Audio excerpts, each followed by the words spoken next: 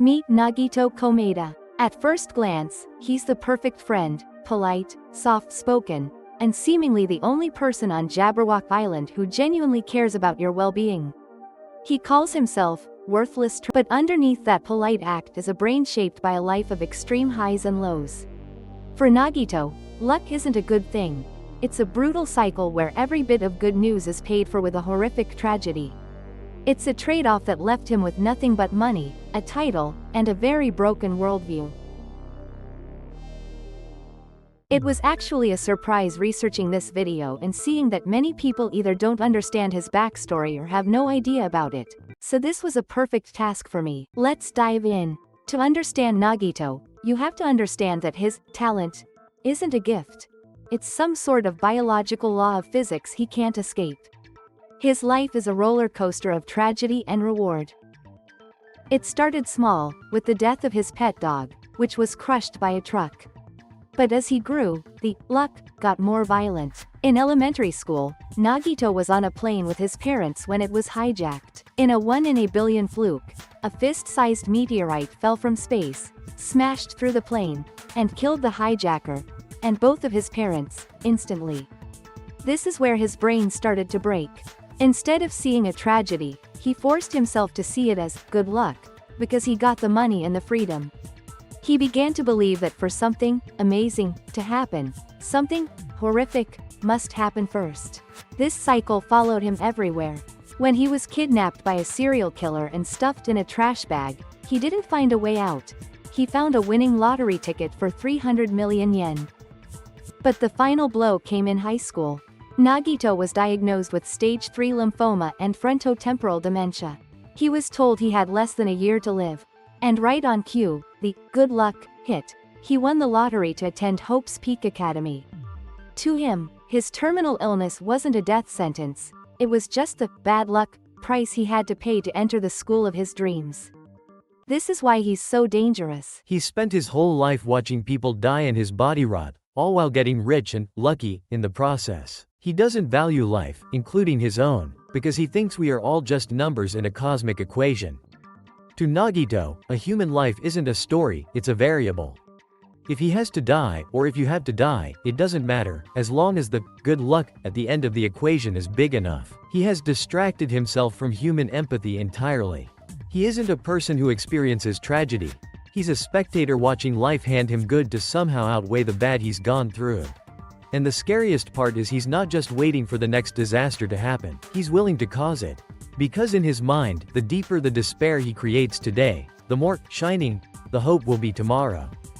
He isn't just a victim of his luck anymore, he has become its executioner. Now, you might be wondering how someone who has gone through such a whiplash like this would turn out to be, so let's find out. When you first meet Nagito, he's the guy you want to be friends with. He's calm, he's patient, and he's incredibly perceptive.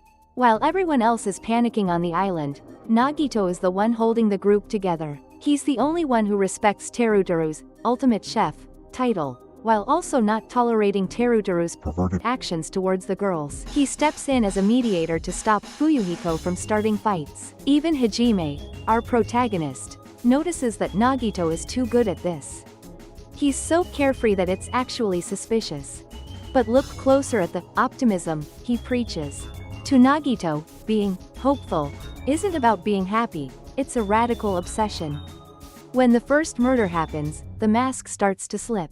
He doesn't want to find the killer to get justice. He tries to sabotage the investigation because he can't handle the despair of friends doubting each other. He tries to manipulate the entire class into staying ignorant, just to protect his perfect, fragile idea of hope. This is the psychological paradox of Nagito Komaeda. He is the kindest person you'll ever meet, but he will ruin your life, and the lives of everyone around him, the second it serves his greater good.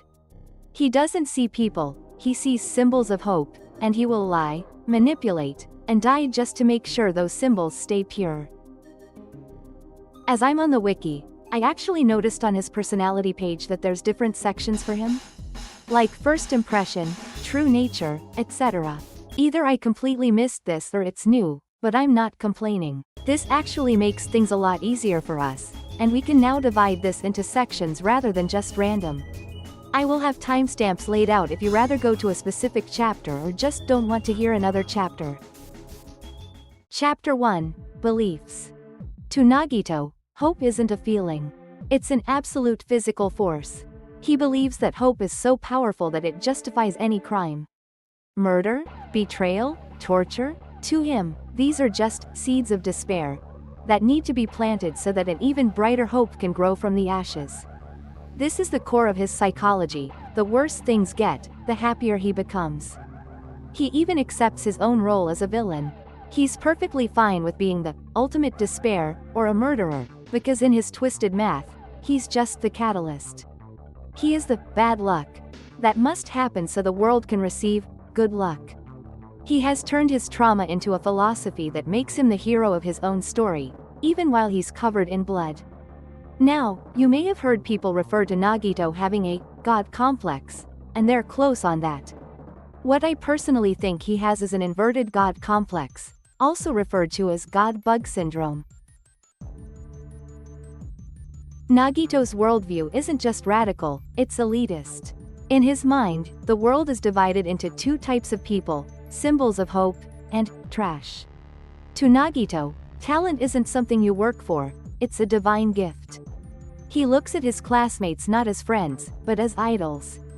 He describes his feelings for them as a pure, selfless love, but it's actually a hollow, terrifying obsession. He doesn't love them, he loves the talent they represent. Because he puts them on such a high pedestal, he expects them to be perfect. He believes an ultimate should be able to overcome any despair, no matter how horizontal or bloody it gets. And this is where he becomes truly dangerous. He starts testing them. He isn't just a bystander in the killing game, he's the final boss of their morality. He will flip-flop between helping the killer and helping the survivors, depending on who he thinks has the stronger hope in that moment. He is perfectly willing to be murdered or to commit murder himself, because in his head, he is just the stepping stone. To Nagito, the world isn't just unfair, it's fixed. You're either born a god, an ultimate, or you're born trash, everyone else. He believes that if you aren't born with a world-class talent, no amount of hard work, sweat, or tears will ever make you matter. You are just a stepladder. Your only purpose is to be used, stepped on, and forgotten so that a true hope can climb higher. But here's the funny part, he is a walking contradiction. On one hand, he says the talentless are trash.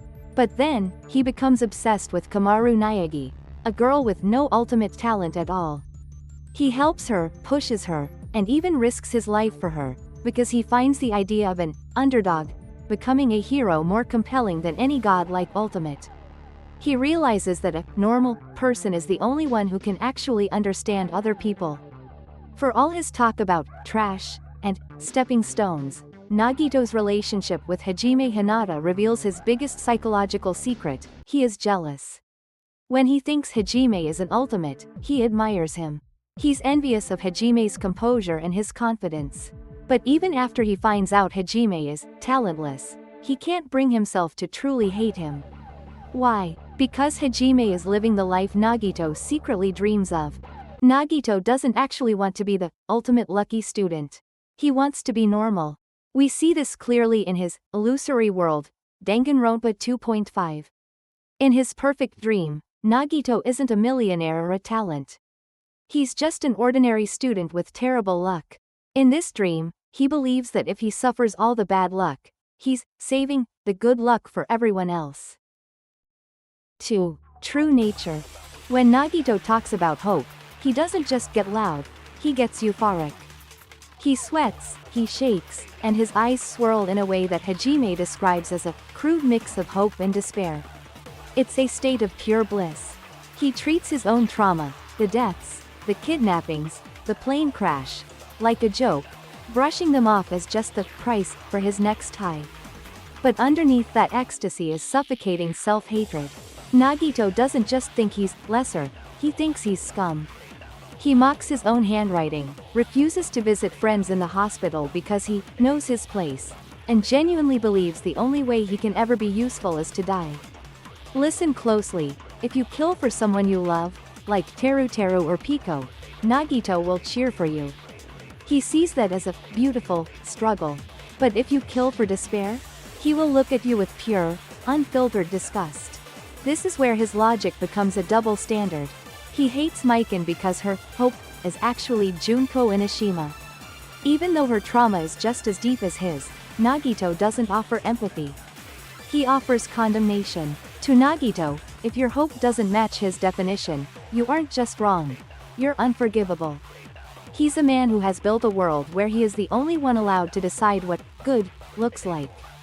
It's not about being right anymore, it's about control. 3. Social impairment. He mentions having frontotemporal dementia, and while he tries to play it off as a lie, his behavior is a textbook case. This disease targets the part of the brain that handles social filters and empathy. This explains his disinhibition, the reason he says the most unsettling, awkward things at the absolute worst times without even realizing he's being a creep. He doesn't understand boundaries. He bosses Kazuichi around until he's furious, but Nagito is totally oblivious. He makes jokes that are so backhanded and crude that you can't tell if he's being a jerk or if he's just socially broken. He'll compliment Chiaki while calling her spacey, or thank his friends for only giving him mild bruises while they had him tied up in a basement. After the third trial, he goes off the rails, teasing Fuyuhiko about his dead friend and mocking Kazuichi's crush on Sonia. However, during the despair disease outbreak, Nagito's symptoms were the most severe. While others just got a fever, Nagito was in critical condition, likely because his stage 3 lymphoma had already shredded his immune system. But the disease also gave us a glimpse into his true self through the liar disease. It flipped his personality 180 degrees, meaning the Nagito we usually see is compulsively honest. This is the horror of his frontotemporal dementia. He has lost the ability to feel fear, sadness, or anger for the dead.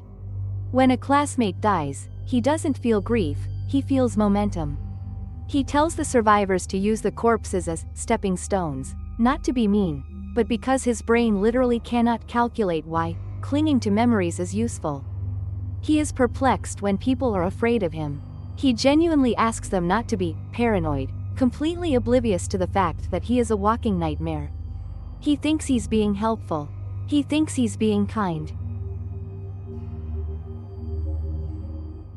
Nagito Komaeda didn't die a villain. In his own mind, he died a hero. He wasn't just insane, he was a man who followed his own broken logic to its absolute, bloody conclusion. He spent his life waiting for a miracle, only to realize he had to become the tragedy to make it happen. Nagito Komaeda thought he was right. And in the world of Danganronpa, being right is often the most dangerous thing you can be.